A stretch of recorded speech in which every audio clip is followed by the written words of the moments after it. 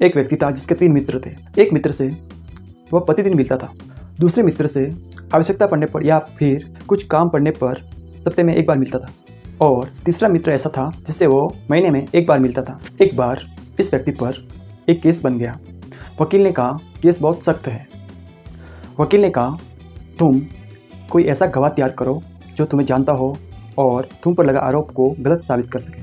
वह व्यक्ति अपने पहले मित्र के पास गया। पहले मित्र के पास जाकर बोला कि मेरे पर एक केस बन गया है, तुम्हें चलकर गवाही देनी होगी मेरे पक्ष में। पहला मित्र बोला मैं तुम्हारा मित्र अवश्य हूँ पर मैं गवाही नहीं दे सकता।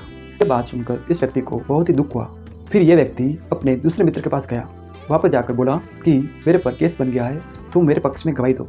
दूसरे मित्र ने भी यही कहा कि मैं तुम्हारा मित्र अवश्य हूँ, मैं कोर्ट तक तुम्हारे साथ चल सकता हूँ परंतु मैं तुम्हारे पक्ष में गवाही नहीं दे सकता। दूसरे मित्र की बात सुनकर उसे बहुत ही दुख हुआ, बहुत ही निराश हो गया। उसके बाद उसको ख्याल आया कि मेरे पास मेरा एक मित्र और भी है जो महीने में 1 बार मिलता था। वह व्यक्ति अपने तीसरे मित्र के पास गया और बोला कि मेरे पर केस बन गया है, तुम मेरे पक्ष में गवाही दो।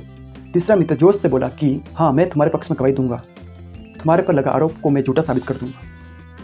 परंतु वह मित्र कौन था? वह मित्र था हमारी आत्मा। और पहला मित्र है धन, संपत्ति, भवन, भूमि, जिसे मनुष्य अपना समझता है, जिसके लिए मनुष्य दिन रात हर समय चिंता करता रहता है।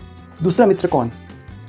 दूसरा मित्र है संबंधी, रिश्तेदार, पत्नी, बच्चे, भाई, बहन, जिसके लिए मनुष्य दिन रात कष्ट उठाता रहता है। तीसरा मित्र कौन?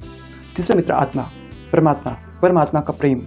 दोस्त वो नहीं होते जो रोने पर आते हैं, दोस्त वो होते हैं जो रोने नहीं देते।